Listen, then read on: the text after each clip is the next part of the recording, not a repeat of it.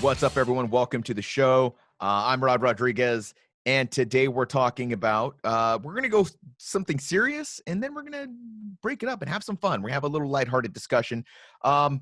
So up first, we're going to talk about the Vanessa Guillen rally that happened here in Washington, D.C. Yesterday. I was there. I got to experience it for myself, a powerful event. And to help me talk about that, the wonderful, the amazing Libby Howe. So I was at the Vanessa Guillen rally yesterday. I was covering that for another podcast that I do, Military Matters, shameless plug, what up?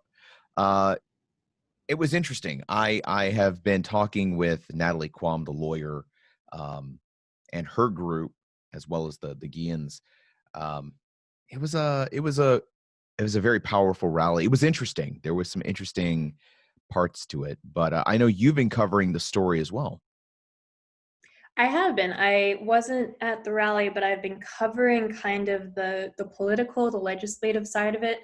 There was a congressional hearing on Tuesday of this week, I think, specifically about the sexual harassment prevention programs at Fort Hood.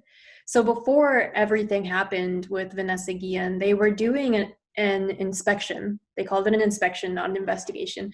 An inspection of the SHARP program at Fort Hood.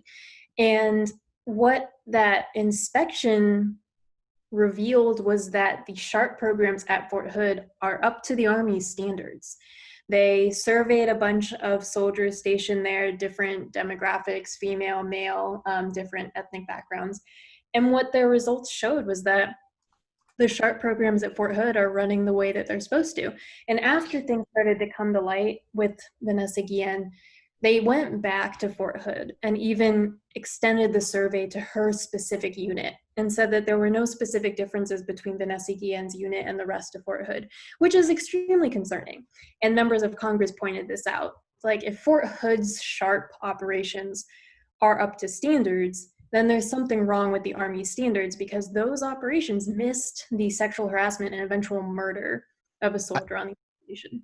That's exactly what I was about to say, is just because you meet the standard doesn't mean you're good. The problem could be the fucking standard. And that's the issue that I brought up several times when people are like, well, we're sending. So first of all, I've been there for numerous military inspections of many sorts. And what ends up happening is the army, the whole process is done to the lowest denominator. So it's designed by nature to be as simple as possible. You have a checklist. So when they say, like, oh, we got these Fort Hood inspectors coming in, or Fort Bragg is sending inspectors to Fort Hood to check out a program, it doesn't mean they're looking necessarily at the effectiveness of a program.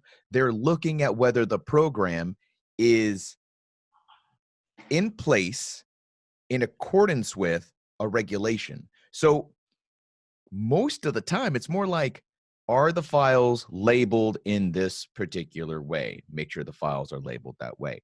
Are the manila folders colored the correct way? They are colored the correct way. Are they placed in the proper containment unit? They are placed in the proper containment unit. Not necessarily, is this functioning? Does this actually work? What is the effectiveness of this program? I think that's where the military has a very interesting way of hiding efficiency by saying we meet a standard that we created in the first place, but it doesn't necessarily speak to the efficiency of anything. Right. And it was two of the female veterans serving in Congress. There were only 7 of them, and 2 of them were part of this hearing. And it was one of them, Representative Mikey Sherrill, who said, like, if this is up to the Army standards, there is something wrong with the Army standard. The Army actually announced during that rally, which was very interesting timing, they announced the panel that they're sending back to Fort Hood to conduct an independent review, is what they're calling it. And it is 4 civilian lawyers, I believe, and a veteran advocate make up this panel. So it's supposed to be very independent of the military's command structure of Fort Hood's command environment. It should be a very, hopefully, objective review of what's going on at Fort Hood. But even then, I mean, the question has to be asked, well, who are these guys? Who selected them? While I was at that rally, I'll tell you what was really startling to me was I'm out there with my audio equipment, and it's obvious I'm acting as in a reporter status, in a journalistic fashion. You know, got the ears and the my little shotgun mic. How many women came up to me and said, "Are you a journalist?" And I'm like, "Well, yeah, I'm a podcast journalist. I'm here covering the story." And they start with, "I have a story for you. This happened to me." I couldn't believe it. There were people there with stories that one woman in particular, she was an advocate for somebody who had been sexually assaulted. When the victim named her attacker, turns out he was connected to some like colonels or some high-ranking officers, and it was like a National Guard unit. And being the advocate, she says that she was forced out of the military. Like they forced her. There was an effort to have her retired from the Army in order for her to stop advocating for this particular person. And then while I'm talking to Natalie Quam, the attorney for Vanessa, another woman comes up to her and says, "Hey, listen, I know you're super busy and you've got 2 minutes, but here's my pitch. My friend is scheduled to testify against her accuser, and her unit is sending her away on training. And they're basically making it that if you don't go to this training, we're going to UCMJ you." And that training just happens to be at the same time as she's supposed to go testify.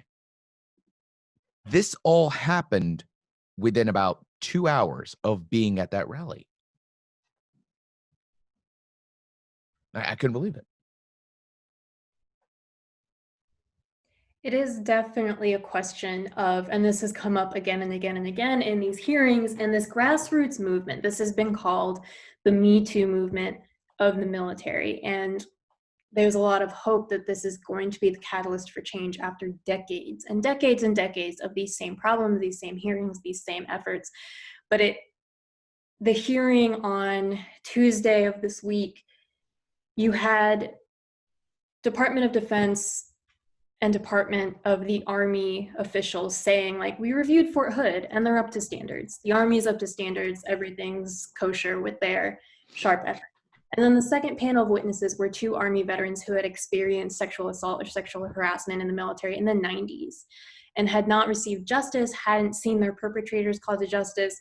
And we're talking about the very deeply embedded cultural problems around their experiences as females in the Army in the 1990s that are still prevalent today in 2020. There is a reckoning within this country in regard to racial justice, and it's going hand in hand with the military's Me Too movement. And this grassroots effort believes that this, if never before, is the time for that culture to significantly shift. And without a significant cultural shift, these problems are going to continue. There will be more Vanessas. It will take nothing less than a major shift in culture within the military. Isn't it strange that this is a cultural issue? And like, I'm going to go out on a limb and say I'm guilty of inappropriate comments in the workplace, 100%. When I was brought up, my first duty station was in Germany. I was an artilleryman. I did 4 years, well, 3.5 years as an artilleryman, all male unit, doing that life. When I reclassed to intelligence, I remember very specifically, uh, they brought me into the first sergeant's office. And it was the first sergeant, my commander, and my platoon sergeant. And they all sat me down, all three of them.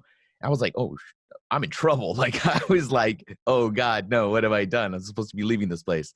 And they sat me down to talk to me specifically about Fort Huachuca. And I'm like, what's going on? And they said, Private Rodriguez, you was at the time Specialist Rodriguez, you've never worked alongside females. Female soldiers are different. They will report you for anything and everything. You have to be very careful when you go there. Shut the hell up. Don't say nothing to nobody. Stay away from them if you can. If they wear uniform, just leave them alone. And like, I was spooked. I was a private, or I was a young E4 below specialist, and they're like basically telling me that women in uniform are the boogeyman and they will get you. I showed up to Fort Huachuca, and I was just like, I was shocked. I was scared. I was like, oh God. If I, my drill sergeant at Fort Sill was a female. So I really didn't think that they were that. They weren't the boogeyman at the time, but the way it was kind of painted to me was that they were. There is a culture in the military of a certain attitude towards women and a certain attitude towards, I guess, sexual harassment and inappropriate workplace conversation. I wonder, though, going back to like that Air Force female captain, or is she a colonel, the one who said that basically, if you want to work with males in the military, you just got to suck up the harassment. You just got to suck up the assault and deal with it. I wonder how many of the women that I served with and alongside let some of those comments go because they were trying to fit in, as opposed to being okay with potty humor on a personal level. Do you know what I mean? Yeah, and one of the two Army veterans who testified, it was Lucy Delgado and Melissa Bryant. They're very well known within this movement at this point, and they had very powerful testimonies. And one of the things that Melissa Bryant said was she was led to believe, she used the word gaslit. She was gaslit to believe that this was the price of admission to be an officer in the Army as a female. And she was dealing with very inappropriate comments from her subordinates, from her peers, from all sorts of levels of the military, and it was the price of admission. She was gaslit to believe. So this is very much, you have to wonder, and it's being called to light now more because specifically Vanessa didn't feel comfortable reporting. That is one of the aspects of this whole thing that is very significantly under scrutiny, and people want to get to the bottom of it. What makes people uncomfortable about reporting? And we all know, but how do you change that? That's a culture that has to be changed. And it's how many females like Melissa Bryant are operating under the belief that this is the price of admission. This is something that's going to happen. If you report it, you're not paying the price. You're not going to advance without this ticket forward. There's an interesting movement in general. Maybe you've seen it. I'm going to go out on a limb here again, and I might be making some connections to, maybe this is me in my conspiracy hat. I'm seeing a lot of movement towards exposing sexual crimes. I'm like, my social media, especially because I'm so kind of connected into the veteran environment, there are so many vets that are talking about Hollywood pedophilia. They're talking about, the institutional crime, the institutional sex crimes that are prevalent in large organizations or in industries. I wonder if this isn't like some type of, I don't know, like an awakening of some sort or some reckoning of some sort, where folks are saying enough is enough. Like, there is something inherently different and distinct about a crime of sexual nature against anybody. Um, I would go so far as to say, like, murder is one thing, but rape elicits a different response. Is that just me, or what are your thoughts on that, Libby? I think we can only hope that enough is enough, because for a lot of the advocates and voices at the forefront of this movement with Vanessa Guillen, this is not new.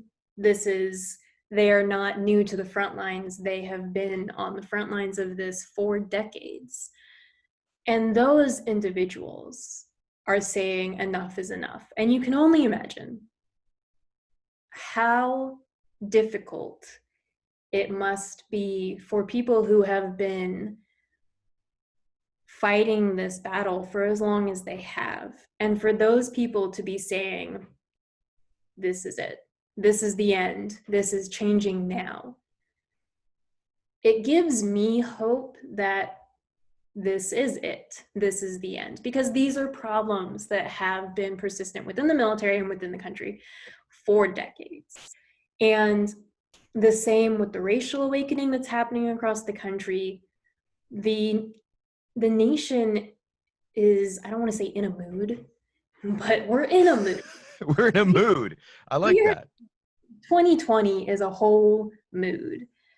And again, one can only hope that if there is a time where things have been shaken up to the degree that something will finally crack in a good way, I think it's now.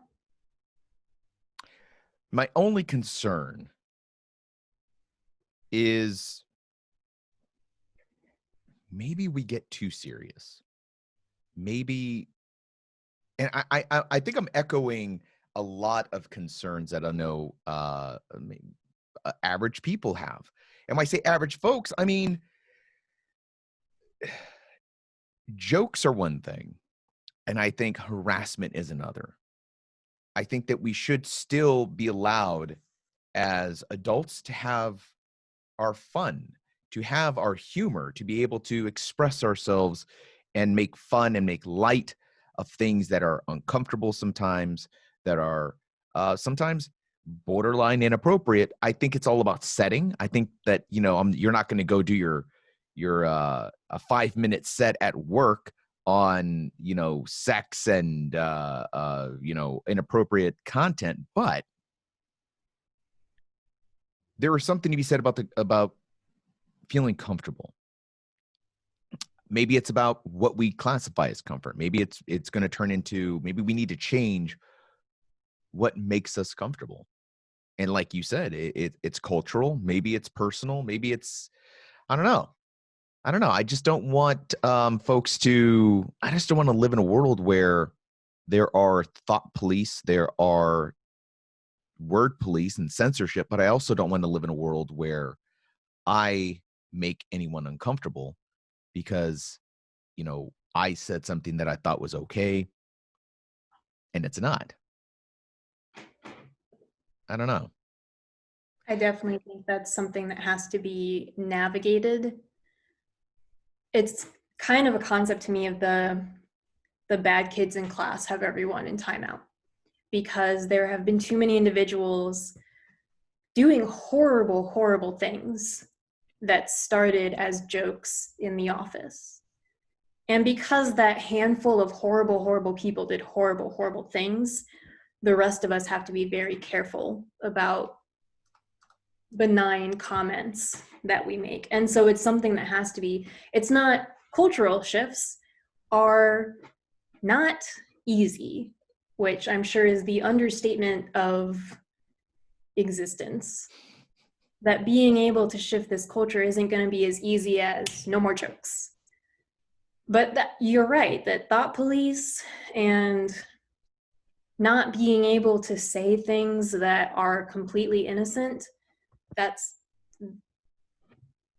it's going to be difficult to navigate not crossing that line when the bad kids in class have already crossed lines that should not have been crossed. So, folks, I think the message here is if you don't want to walk a tightrope, smack the bad kids in the class. Tell them to shut up. Hey, man, you're ruining it for the rest of us. Don't be a jerk. Don't be inappropriate. Don't be gross. Choose your fights. Choose where you say what you're gonna say. And rape and kill people, like that's probably something that we can all agree on, is that you shouldn't rape or kill anyone ever. God damn it. Why do we have to tell people this? Like, why the fuck isn't this common sense? Look, I got angry. I get angry over that stuff because I'm a father. I've got young men. I've got a 20-year-old. I've got a 19-year-old. And I have a 15-year-old. And I have a 9-year-old. I have too many kids. But they're all boys and men. I have never once had to tell my son, hey, we have a chat. Please don't rape anyone. Could you do your old man a solid and not rape anyone? Also, on that topic, could you refrain from murdering people? Like, never have I thought that's a conversation I have to have with my kid. No one ever had that conversation with me. Like, hey, Rod, could you not rape or murder anybody? And somehow I made it this far with this moral and ethical, I don't know, boundary that says, you don't do that shit. Don't do that. In fact, that does turn my stomach. Like, I cannot fathom in my brain how anybody could find any pleasure, whether it's sexual or in power or in gratification, in any way, shape, or form, that rape would be in anyone's mind okay. I don't get it. That's me. I literally do not fucking get it. I don't know. But that's me. Libby, thank you so much for taking time out of your super busy schedule. Where can people find you? You can reach me on Twitter at ECB Howe. ECB Howe, folks, follow her on Twitter. See what she's up to. She and the rest of the Connecting Vets crew are doing amazing things. I'm going to go ahead and do our mid-episode promo here. Folks, my fellow veterans, my fellow veteran supporters, my civilians who support veteran endeavors, connectingvets.com. They are doing amazing work. They cover the stories that matter to you, that matter to veterans, that matter to service members. Libby Howe is just one part of this critical machine that is out there getting the good word for you. And don't be the guy, don't be the gal, don't be the they or the them that is sitting there thinking, well, no one cares about veteran issues. People do care about veteran issues. Libby, tell us some of the stories that you cover for Connecting Vets.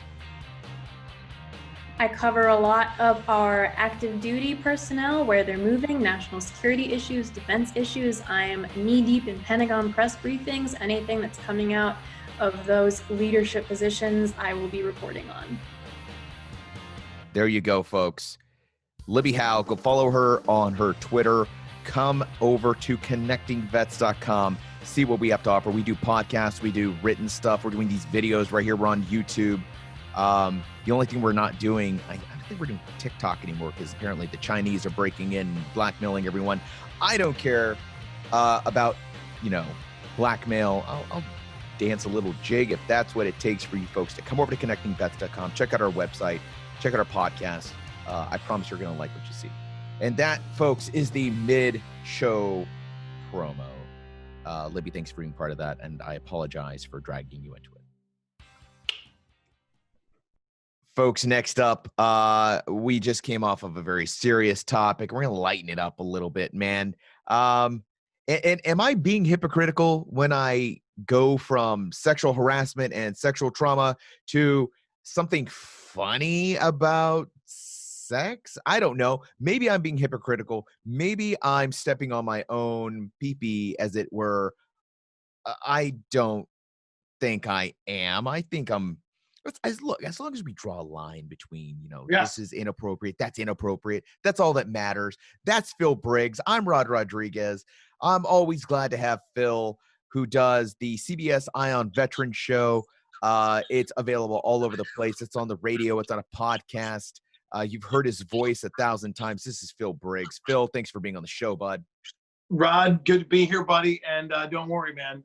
This is all meant to be lighthearted. And while it might be a transition in poor taste, I promise, once we get past the transition, this is the laugh you needed this week.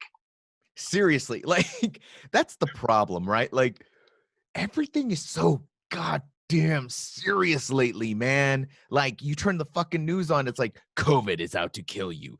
Murder hornets are out to kill you. Did you know Joe Biden is out to kill you? And Trump, also pedophile rings. It's like, Yeah. Yeah, well, this has a little bit of Trump in it, has a little bit of politics in it, but really it's just like, I don't even know if this qualifies as veteran stuff. In fact, it doesn't, except that veterans sleep. But they're you know what? This might be the paper bag. This might be a burning bag of poopies on our doorstep. Like, it's just there. Let's just stomp it out. Whatever. Let's have fun with it. Here we go. Lay it on me, Phil. What's going on? All right. Well, this week I couldn't help but notice an article about demon sex. Dream sex with demons and witches, alien DNA, and just a ton of other crap that's just completely ridiculous, but was actually news this week. And that, folks, is the back brief. Thanks for being on the show, Phil. That is the death of podcasts. Thanks, Phil. Appreciate that. Yeah, no doubt. No, it gets better. Let's kill it even further. So we start off with the whole thing about hydroxychloroquine, right? Which is the only veteran connection I could make, in that was once given to military members for malaria, I think. Whatever it was given for.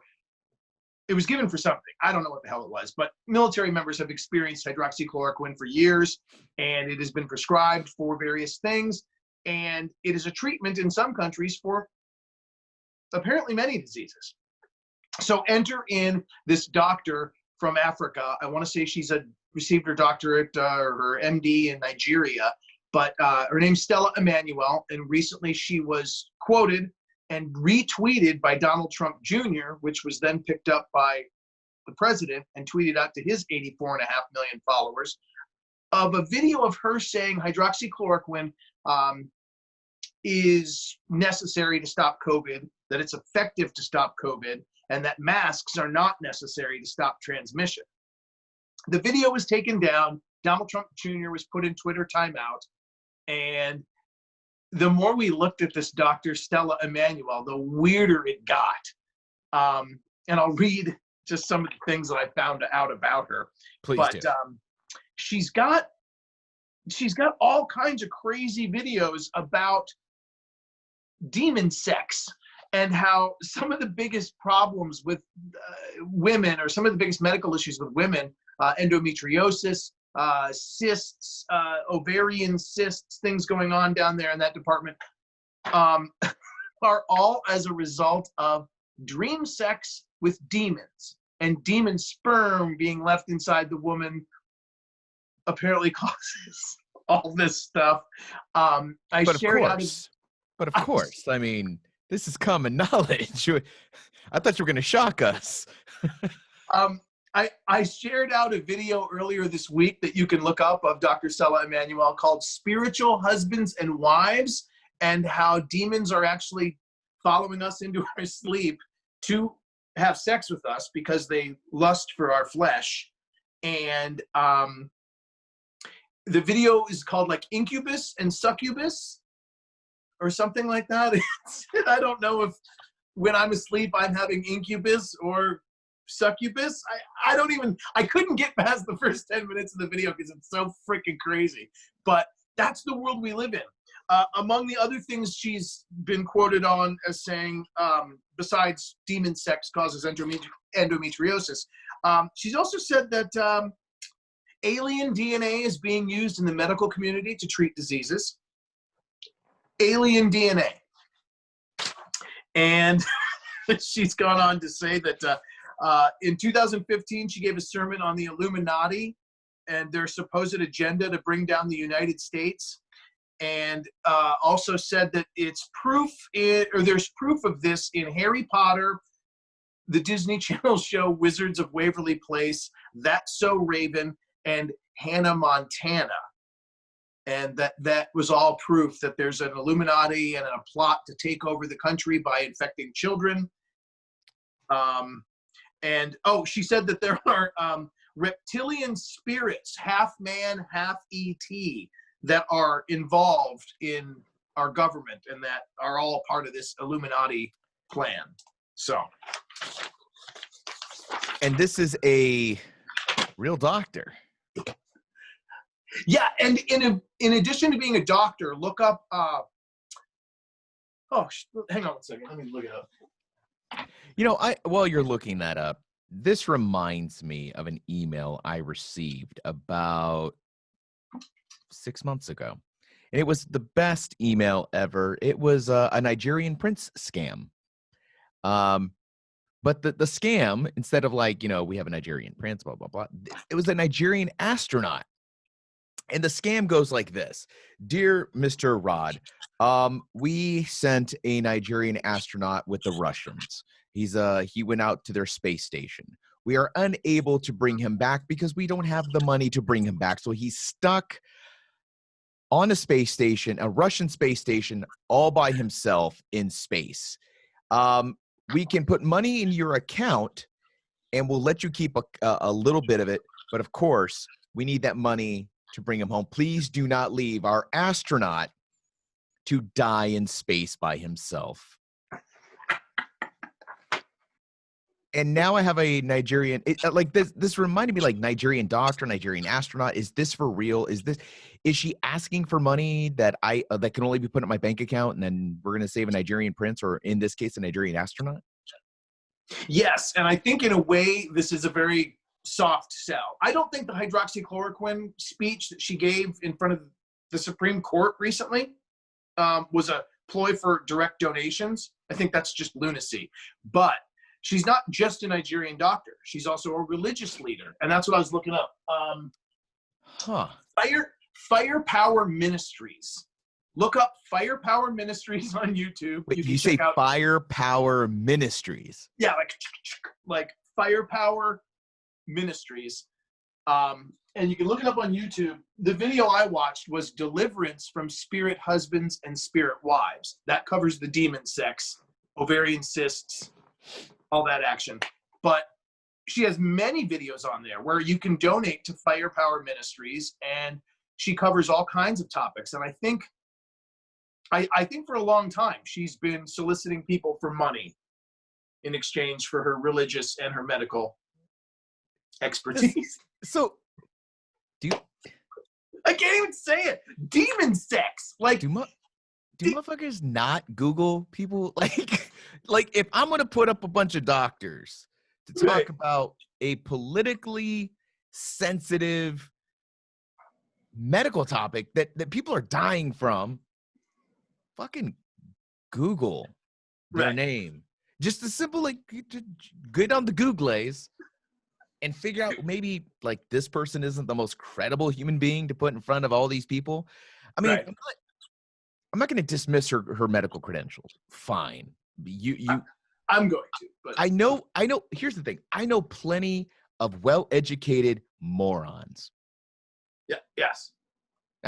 And you know them too. Hell, I might be one of them.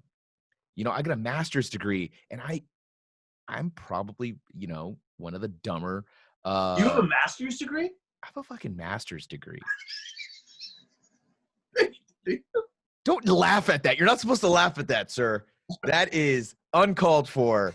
Well, I didn't know. That's good. I have Good no, for you. it's not. I have a master's degree in mental health counseling, and I host a YouTube channel.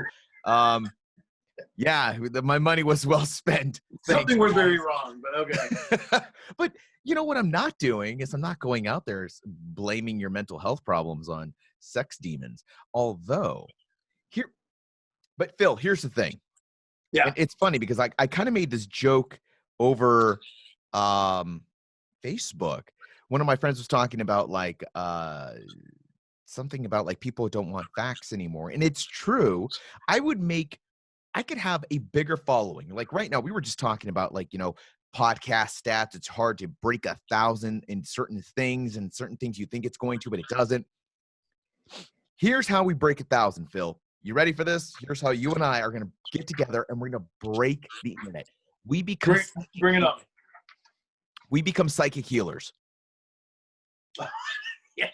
You and I are going to solve COVID by psychic healing. And we're going to sell this light right here. This boom. Right here. See that green light, folks? The blue light? That blue light right here. That's for healing. And for $59.95, I meant $159.95, maybe $259.95. We're going to send you one of these. And Phil and I are going to use our psychic healing powers to heal you of COVID and protect you in a biodefense shield. And I think that's what we should do. I think this story just proves that kind of wacky nonsense is what people want to consume. And maybe it is because this is the craziest year we've ever seen. Maybe it is because there's so much anger and strife and so many problems in the world today that we're just grasping for the most ludicrous thing we can to, give our brain like brain candy. We just want a sugar high to feel better. But this is the sugar high that really makes me feel better. Because can I get deeper into this? Because apparently it's not just demon sex. Please lay it on me. All right. Apparently it's not just demon sex. There's even more. According to Emmanuel, that people can tell if they've taken demonic possession or a demonic husband or spirit wife if they have a sex dream about someone they know or a celebrity, if they wake up aroused, if they stop getting along with their real world spouse. And I mean, who hasn't that happened to? If they lose money, or if they're generally experiencing any kind of hardship. Again, waking up aroused, dreaming of celebrities, fighting with the wife, economic hardship, any hardship. I think all of us have those things. Alternatively, you could be having sex with a witch. And I've known some witches. I've had sex This list was written by a dude that cheated on his wife. That's what happened. This list was written by a dude who was like, nah, baby, no. I wasn't cheating on you. See what? I was having demon sex. And witches and aliens. I don't love that witch. That witch, she don't know me. God damn it, man. I can't deal with these people. So check this out. So apparently if you're having witch sex, well, that's called astral sex. I'm sorry. If you're having sex with a witch, that's astral sex. Sex in the astral. I was avoiding that. Avoiding that, and you went for it. You literally set yourself up for your own rebound. I want you to know how absolutely gross that is, but whatever. Okay. Sex with witches is astral sex. Emmanuel said in her sermon that this means the person is not really a demon or a Nephilim. It's just a human being that's a witch, and they astral project and sleep with people. So witches can enter our dream space through astral projection. Okay, astral. So will you stop saying astral, please? You're making me uncomfortable. You're making our listeners and our viewers uncomfortable. Nobody wants to see Phil Briggs like astral. Although if you're into that, for $29.95, he will be releasing his ASMR video where he just says astral for 30 minutes.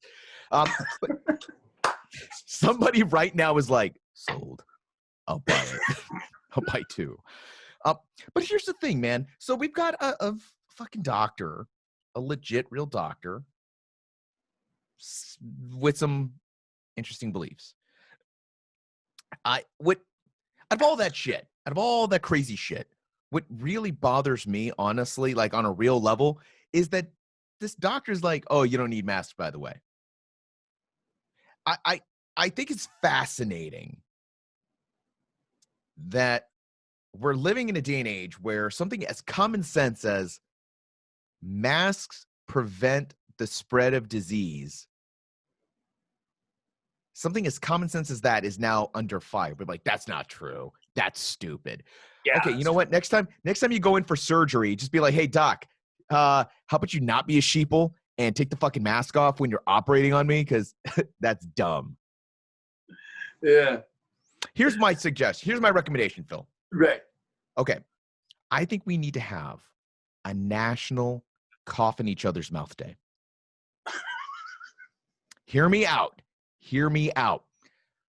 We all walk outside of our homes. We do the opposite of social distancing. We find our neighbor and we cough in each other's mouths. We just accelerate it. You know what I mean? Like a fast burn. And it's over. Like everybody should catch COVID. 25% of the country will die. But the survivors, 1, lots of parking. 2, hey, who's this? Who's this? What's going on? How unprofessional is this? That's Phil Briggs, children invading his workspace. And thank the gods, thank God that he stopped. Come here. Let's thank God that he stopped talking about certain things before children entered the room. This is going to be hard to edit, I know.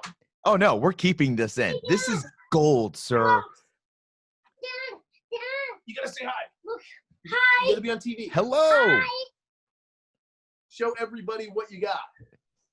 A There we color and sticker book. I love it. It's a demon and witch coloring book. Yeah. Sir, I will not be party to this level of corruption. Nice. These also ward off evil spirits. These also ward off. Oh, yes. For $29.95, Phil will send you those stickers to ward off evil spirits. And your own cyst removal kit right here. All right. I love you, people.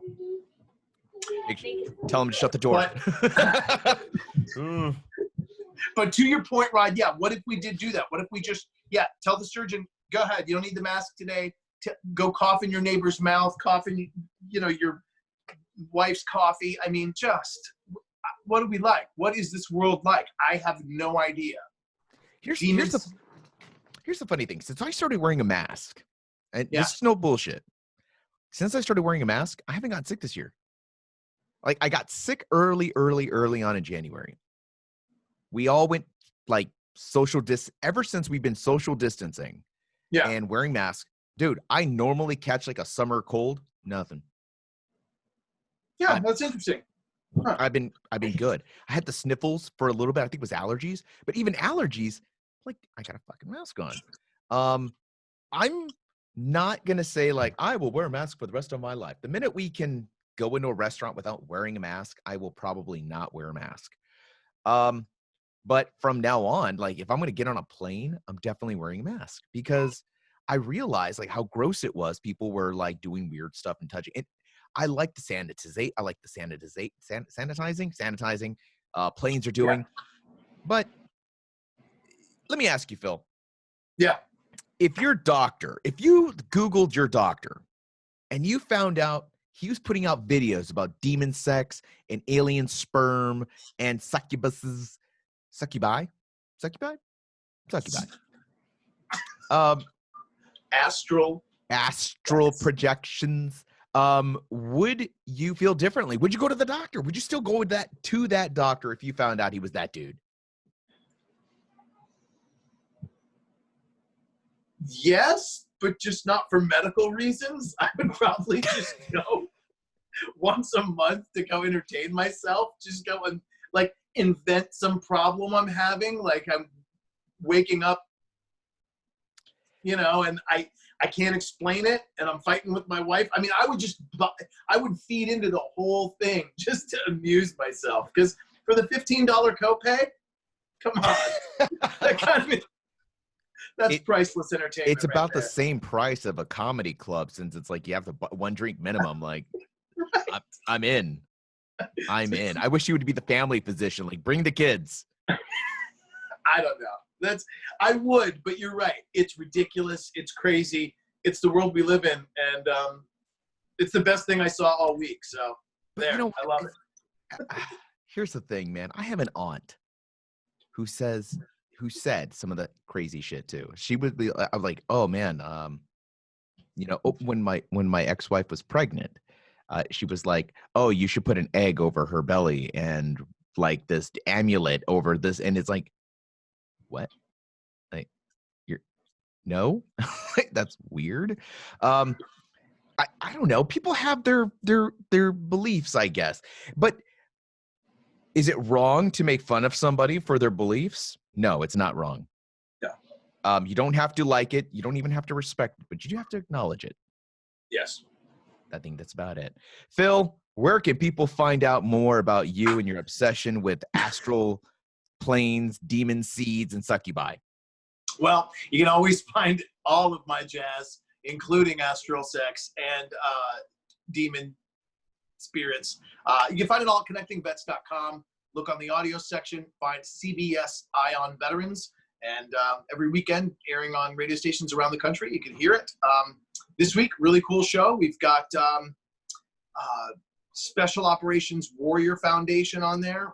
Some great news from a doctor at the VA about what to do if you can't make rent, that unemployment benefits ran out and you're on the verge, or you might be homeless, or you could be experiencing housing instability. There are VA programs for that. And Dr. Keith Harris talks to us about that. And then my favorite thing this weekend, Evan Williams Bourbon. And we talked to two people that won the Evan Williams Bourbon American-Made Hero Awards, which included $5,000 donations to the charities that they operate. And we talked to two incredible veterans, an Air Force veteran and an Army veteran you won't soon forget. They're doing amazing things with their lives now that they're out of the military. And Evan Williams Bourbon recognized that and gave them $5,000. So we'll talk to each of them, and I'll be drinking bourbon all weekend long. ConnectingVets.com. And folks, he's not even drunk. He's not even drinking right now. And we're talking about demon sex and succubi. Imagine this weekend when he's all liquored up on that good stuff. Folks, that was Phil Briggs. I'm Rod Rodriguez. I don't even know what the hell the show's about anymore. This is supposed to be about the news of the week. And I guess it was the news of the week. But you know what? Just deal with it. Look, the world is complicated and scary and awful right now. Let's just have a little fun with some demon sex, with some succubi and aliens and whatnot. You know what? We didn't even mention the fact that the government is coming out right now and saying, hey, by the way, aliens might exist, UFOs might exist, more later. That was an actual thing this week, and the government left us with a cliffhanger. They said, we have been investigating it. There is something there, but we'll tell you next week. And now we're just waiting to find out what kind of succubi alien. Maybe she's right. Maybe this doctor's right. We're all just victims of aliens and witches and demons. I don't know. The world is the most fucked up reality show you've ever watched. Welcome to 2020, folks. This year is the most fire year in history. Folks, that does it for me. Thanks for listening. Thanks for watching. We're, of course, connectingvets.com. We are the news source that you need to be going to, checking out every day. We're covering the stories that matter to you, that matter to veterans everywhere, and the people that support veterans. Remember, if you're not a veteran, you can still go to connectingvets.com. We've got podcasts, we've got radio shows, we've got stories. One more time, connectingvets.com. I'm Rod Rodriguez. That was Phil Briggs, and we are out.